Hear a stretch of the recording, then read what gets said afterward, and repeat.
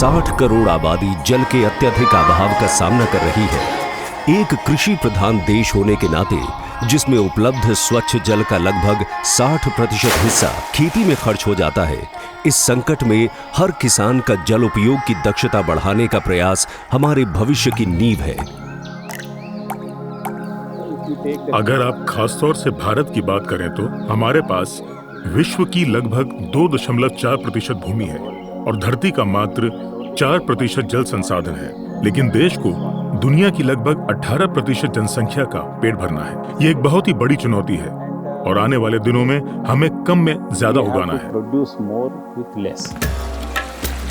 जल उपयोग दक्षता में कमी होने के कारण है खेत की मिट्टी में गहरा रिसाव, पानी का खेत से बह जाना और वाष्पीकरण, और प्रचलित फ्लड इरिगेशन से बहुमूल्य पानी की बर्बादी होती है। उपयोगी जल के 3 प्रमुख स्रोत हैं: बारिश का पानी, सतही और भूमि के अंदर जमा पानी। इनकी उपलब्धता के अनुसार मोटे तौर पर हमारे देश के कृषि क्षेत्र को 2 भागों में बांटा जा सकता है: रेनफेड यानी बारानी क्षेत्र या सिंचित, जो नहर और भूमिगत जल को सिंचाई के प्रयोग में लाते हैं। भारत के लगभग 50% सिंचित क्षेत्र में 20 लाख ट्यूबवेल द्वारा किसान भूजल का प्रयोग कर रहे हैं। इस प्रकार हमारा देश विश्व के 24% भूजल की खपत कर अपना जमीनी जल स्तर तेजी से गिरा रहा है, जो चिंता का विषय है। इसका सबसे बड़ा कारण है कि एक तरफ जहां कृषि की जल दक्षता मात्र 35% है, वहीं धान, गन्ना और गेहूं में, जो देश की प्रमुख फसलें हैं, सिंचाई का 80% पानी लग जाता है। इसमें धान सबसे प्यासी फसल है। पंजाब जैसे सिंचित क्षेत्र में 1 किलो धान उपजाने के लिए लगभग 5300 लीटर पानी की खपत होती है, जिससे भूमिगत पानी में कमी होती जा रही है, जिसका संरक्षण उन्नत कृषि व जल तकनीकी प्रयासों से किया जा सकता है। पंजाब का ग्राउंड वाटर लेवल बहुत तेजी से नीचे जा रहा है। हम इसका जो कारण मानते हैं वो है पंजाब का फसली चक्र में तब्दीली। तो उसमें जैसे हमारा 1960 में 6% रकबा जो था वो धान के नीचे था, तो अब इसका रकबा जो है हमारा 60% से ऊपर है। वैज्ञानिकों ने सिंचाई की आधुनिक शैलियों और चावल की कम पानी में पैदा होने वाली किस्में विकसित कर प्रदेश में जल दक्षता को बढ़ावा दिया है। खेतीबाड़ी यूनिवर्सिटी ने जो ये विकसित करके दी है सीधी बिजाई की तकनीक, इससे तकरीबन हम 15% जो पानी है वो उसकी बचत कर सकते हैं। सो काफ़ी जो अच्छी ये तकनीक है और अच्छा इसमें झाड़ भी आता है। और इसके लिए हम दूसरा लाभ ये है कि इसमें हम एक कम समय वाली किस्म है उसकी सिफारिश करते हैं, जो PR 126 किस्म है, क्योंकि जो लंबा समय लेने वाली किस्म है उनसे वैसे ही ये 20-25 दिन जो कम लेती है। एक तो पानी की वो बचत होगी और उसके ऊपर ये दूसरी 15% पानी की बचत और देती है। जो हमारा नारा है कि मोर क्रॉप पर ड्रॉप, एक बूंद बूंद को हम जो है उसकी वैल्यू को समझते हुए हम जो ज़्यादा उत्पादन इन किस्मों से जो ले सकते हैं। धान की जल दक्षता बढ़ाने में ऑल्टरनेट वेट एंड ड्राई विधि भी किसानों में लोकप्रिय हो रही है। हम इस पाइप को AWD में सिंचाई का नियम बनाते हैं। निष्क्रियता के दौरान हम 2 से 3 सेंटीमीटर पानी का स्तर रखने की सिफारिश करते हैं। जब किसान सिंचाई करता है तो वो 2.5 सेंटीमीटर या 3 सेंटीमीटर भूमि से ऊपर पानी डालते हैं और अगली सिंचाई तब दी जाती है जब पानी का स्तर 5 सेंटीमीटर से नीचे चला जाता है। इसी तरह खेती में मल्चिंग तकनीक का प्रयोग भी जल दक्षता को बढ़ाता है। इसमें पत्तों या प्लास्टिक की परत बिछाकर मिट्टी में नमी रोकी जाती है और खरपतवार पर नियंत्रण किया जाता है। पानी की दक्षता और मिट्टी की गुणवत्ता बढ़ाने के लिए आसपास के झाड़ और पत्तों से बनी मिट्टी युक्त ट्रेंच नमी को देर तक पकड़ कर रखती है और फरों में पानी देने से भी पानी का कटाव कम और मिट्टी अधिक समय तक नम रहती है। नतीजा, खेती में पानी की कम लागत। देशव्यापी जल आंदोलन के अंतर्गत मोर क्रॉप पर ड्रॉप का देश के किसानों को आह्वान माइक्रो इरिगेशन टेक्निक द्वारा साकार होता है। ड्रिप इरिगेशन में पानी जड़ों के पास टपकता है तो लवण किनारों में चला जाता है। इस प्रकार जड़ें लवण मुक्त वातावरण में पनपती हैं। माइक्रो इरिगेशन का, जिसमें ड्रिप, स्प्रिंकलर, फॉगर इत्यादि द्वारा जड़ों को पानी दिया जाता है, महाराष्ट्र में सांगली के कृषि भूषण संजीव माने जी ने उपयोग कर गन्ने के प्रति किसानों की धारणा बदल डाली और नए कीर्तिमान स्थापित किए। शुगर केन को पानी ज्यादा नहीं चाहिए, पानी कम लगता है, लेकिन वो बार बार लगता है, थोड़ा थोड़ा और बार बार देने से ही यील्ड अच्छा आएगा। ड्रिप इरिगेशन सिस्टम का सबसे पहला एक महत्वपूर्ण काम यह है, हर रोज शुगर केन को जितना पानी चाहिए उसके सीजन के हिसाब से, उसके एज के हिसाब से उतना ही पानी हम गिनकर उसको दे सकते हैं। पहले ही साल 98.5 टन शुगर केन का यील्ड पर एकड़ मुझे मिला।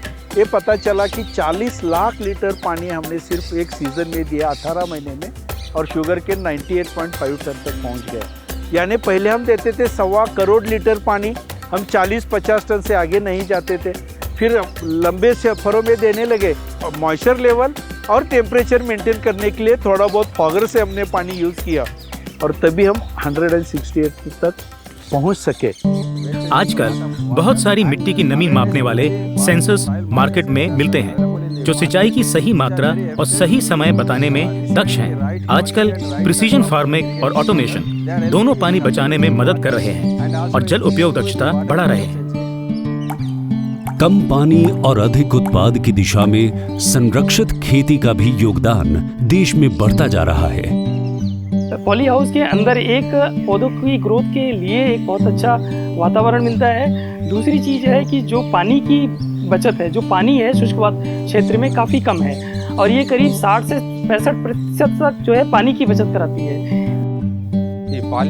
पॉली हाउसेस के अनेक लाभ हैं, जैसे पानी लागत में कमी, क्योंकि पानी ड्रिप से दिया जाता है और उर्वरक भी ड्रिप के द्वारा दी जाती है, और तापमान का नियंत्रण कर पाते हैं। इस खेती में कम लोगों की जरूरत होती है।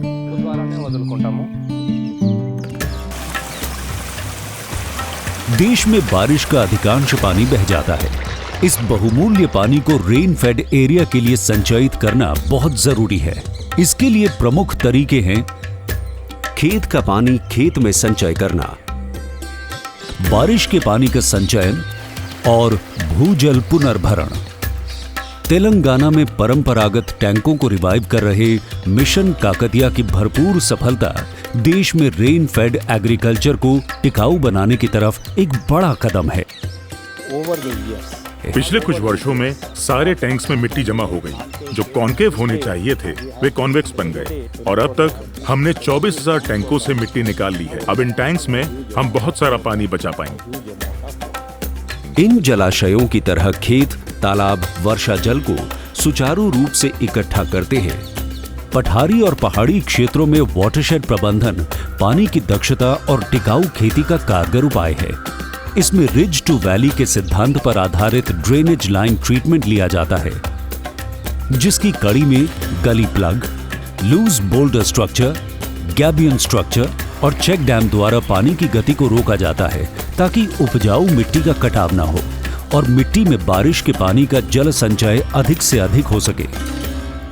हमने बहुत सारे trench cum bunding, CCT, RCT, staggered contour trench, gully plugging, earthen check dam इत्यादि का निर्माण किया। वाटर एब्जॉर्प्शन ट्रेंच है वो हम पहाड़ के ऊपरी क्षेत्र में बनाते हैं, ताकि वो पानी जमीन में निचले क्षेत्रों में आके नुकसान नहीं पहुंचाए। वहां से नीचे आते आते पूरी जमीन में ही पानी समायोजित हो जाए।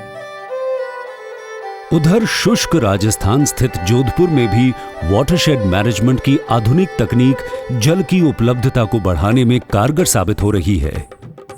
यहाँ का जल को इकट्ठा करने के लिए यहाँ पर एक लोकल नाम दिया हुआ है। तो बरसात के पानी को हम टांके में इकट्ठा करते हैं और लगभग 3 लाख लीटर पानी हम लोग बरसात का इकट्ठा करते हैं। ये पानी पूरी तरह से शुद्ध होता है। इस पानी का प्रयोग हम जीवन रक्षक सिंचाई के लिए इस पानी का प्रयोग कर सकते हैं। टोटल मेरे पास 35 बीघा ज़मीन है। बरसात का पानी रोड से लेकर ढलान है पूरा खेत का, वो भी खेत तलाई कृषि विभाग ने बना रखी है। वो पानी भी मैं उसको बचत करता हूँ, और जब मेरे को ज़रूरत पड़ती है तब इस पानी को मैं काम में लेता हूँ। महाराष्ट्र में पानी फाउंडेशन द्वारा अपनाए गए गांव तरसवाड़ी देश में कोऑपरेटिव इरिगेशन मॉडल और वाटर यूजर एसोसिएशन का एक उत्कृष्ट उदाहरण है। सब किसानों ने मिलकर एक आए, हमारे गांव में वाटर बजट बनाए वाटर बजट क्या है, आपको अब कितना बारिश हुआ है उसके हिसाब से हम कितना जो फसल लानी है, कितना जो क्या ना गेहूँ है, ज्वारी, बाजरी, गांव के किसान है वो एक कट्टा बटेंगे और उसमें उसका फैसला होगा। पानी बचाने के लिए हम लोग ये भी कह रहे हैं कि कुछ जो एरिया है राइस से निकाल के किसी अलग क्रॉप्स के, जैसे हम लोग मक्की लगा सकते हैं, सोयाबीन लगा सकते हैं, दालें लगा सकते हैं, ये सब इनके अंदर लाना चाहिए ताकि इन क्रॉप्स की जो पानी की रिक्वायरमेंट है वो बहुत कम है एज कम्पेयर टू राइस। अगर हम कुछ डाइवर्सिफिकेशन भी करते हैं तो उससे भी पानी की काफ़ी हद तक जो समस्या है उसको सुलझाया जा सकता है। हमारे सतारा डिस्ट्रिक्ट में हम कई किस्म की फसलें उगा रहे हैं, जैसे कि फल, सब्जी, कंदी फसलें और फूल। और देखा गया है कि अंतर फसली प्रणाली जैसे कि अदरक के साथ गेंदा, अदरक के साथ खीरा, अदरक के साथ गोभी और अदरक के साथ कई और फसलें निश्चित आय देती हैं। या कुटुंबाचा खर्च भागवणे इतकं उत्पादन आम्हाला मिळवता येत नाही। असल में ऊंचे क्षेत्र की खेती में हम यहाँ फसल विविधीकरण करते हैं। हम अदरक उगाते हैं और पानी की उपयोग दक्षता बढ़ाने के लिए हम बीच में कद्दू उगाते हैं या शकरकंदी के साथ अंतर फसली चक्र बनाते हैं और पानी का नुकसान रोकने के लिए यम भी उगाते हैं। And then sometime in there to not allow the loss of the water, we sowing yam also. चाहे आर्द्र मेघालय हो या शुष्क राजस्थान, समन्वित कृषि प्रणाली सीमांत किसानों की जल दक्षता और आय दोनों बढ़ाती है।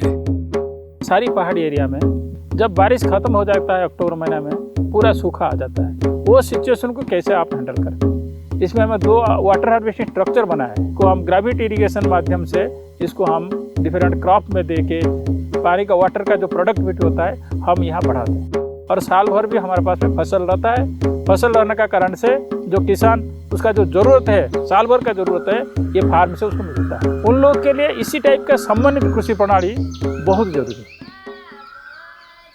भारत के इस रेगिस्तानी क्षेत्र में जहाँ वर्षा कम होती है और अनिश्चित होती है, जिसके कारण अमूमन अकाल पड़ते रहते हैं, ऐसे में खेती करें तो कैसे करें।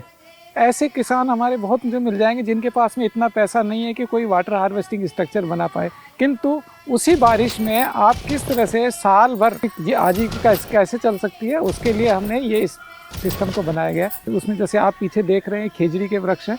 खेजड़ी यहाँ की जीवनदायिनी मानी जाती है। खेजड़ी के नीचे बाजरा लगाया है, उसके आगे आप देखेंगे मूंग है, मूंग के आगे गुआर है, गुआर के और इस तरफ आप वापस देखेंगे तो ये मोट है। तो ये सब फसलों का जो पकने का समय वो अलग अलग है। हर सीज़न में जैसे कभी अगर बारिश कम होती है तो हमारे मोट अच्छा होएगा, अगर बारिश अच्छी होती है तो हमारे बाजरा अच्छा होएगा। तो एक इंश्योरेंस है, साल भर किसान को आप कुछ न कुछ आमदनी होती रहती है।